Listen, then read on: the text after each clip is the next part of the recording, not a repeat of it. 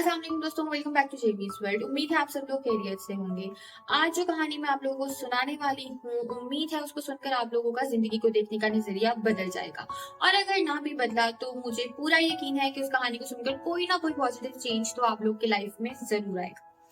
ये कहानी है चाइना के नॉर्थ एरिया में रहने वाले 3 दोस्तों की, जिनको चाइना में लाफिंग मंक्स के नाम से जाना जाता था। इनको लाफिंग मंक्स इसलिए कहा जाता था कि इनका नाम किसी को भी नहीं पता था और ये इन्होंने आज तक कभी किसी से कोई बात नहीं की थी। इनका बस एक ही काम था कि ये चाइना के किसी भी एक गांव में जाते थे, उसके बाजार के बीचों बीच खड़े होते थे और जोर जोर से हंसने लगते थे।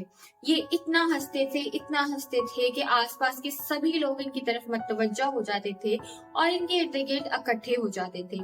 और इनकी हंसी एक इस तरह का माहौल बना देती थी कि वो सबको हंसने पे मजबूर कर देती थी और पूरे बाजार में कह कहो कि ये गूंज होती थी। और जैसे ही पूरे बाजार में, उस गांव में एक कह कहो की गूंज हो जाती थी, तो ये लोग वहां से निकल कर किसी और गांव में चले जाते थे और वहां पर भी ये सेम चीज रिपीट करते थे। ये ना तो किसी से कोई बात करते थे, ना किसी से कुछ कहते थे, ना कुछ पूछते थे और ना ही कोई किसी किस्म का मैसेज देते थे।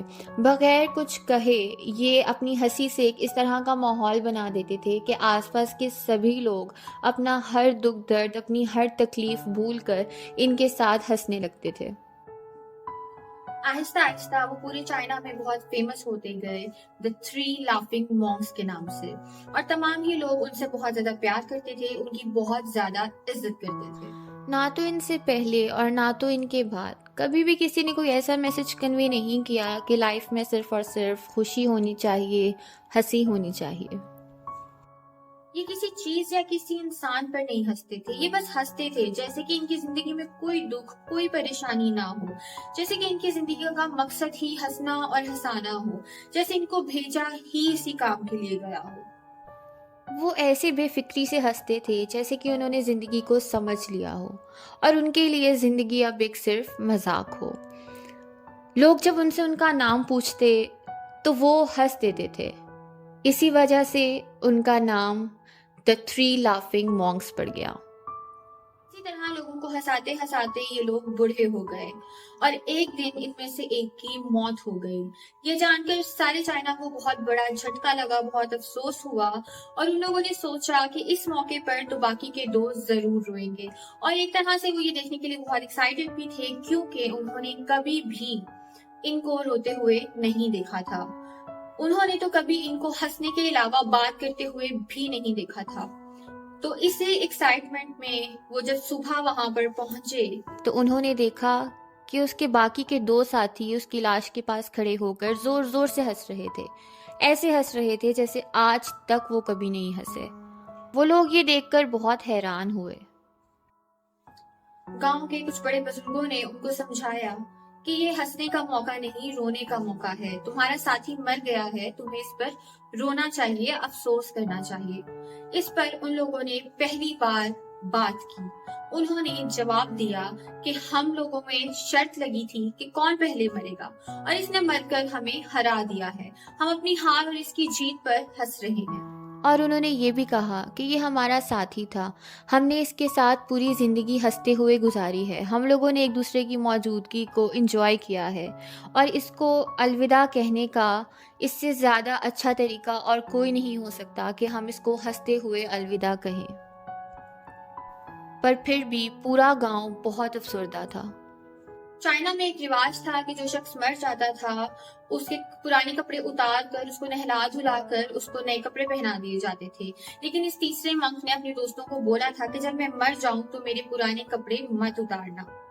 उसने अपने साथियों से ये भी कहा कि मुझे नहलाना मत, क्योंकि मैं कभी नापाक हुआ ही नहीं। हंसी से उसकी ज़िंदगी में इतनी पॉजिटिविटी थी कि कोई नेगेटिविटी कभी उसके आसपास आई ही नहीं।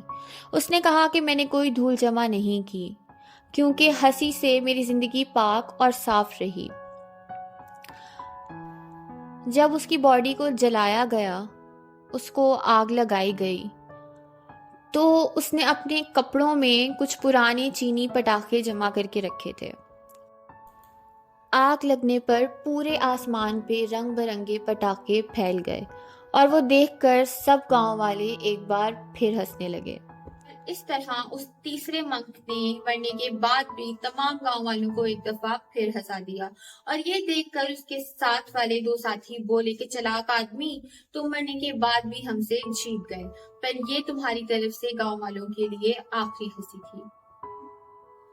इस स्टोरी से मुझे याद आया कि एक दफा मैं ऐसे ही इंस्टाग्राम पे पोस्ट देख रही थी। तो मैंने एक पोस्ट देखी जिसमें ये रिसर्च में ये साबित हुआ था कि फेक स्माइल भी इवन आपकी रियल हैप्पीनेस की वजह बन सकती है। तो इससे हम लोग को ये मैसेज मिलता है कि चाहे जैसी भी सिचुएशन हो, जितनी भी मुश्किलात हो, जो कुछ भी हो, हंसना मत छोड़िए। आपकी हंसी आपके आसपास इतनी पॉजिटिविटी फैला देती है कि ना चाहते हुए भी आपके साथ अच्छा ही होता है। जैसा सोचेंगे वैसा होगा। अगर मुस्कुराएंगे, खुश रहेंगे तो आपके आसपास खुशियां ही होंगी। अगर उदास रहेंगे तो आपके आसपास उदासी ही रहेगी।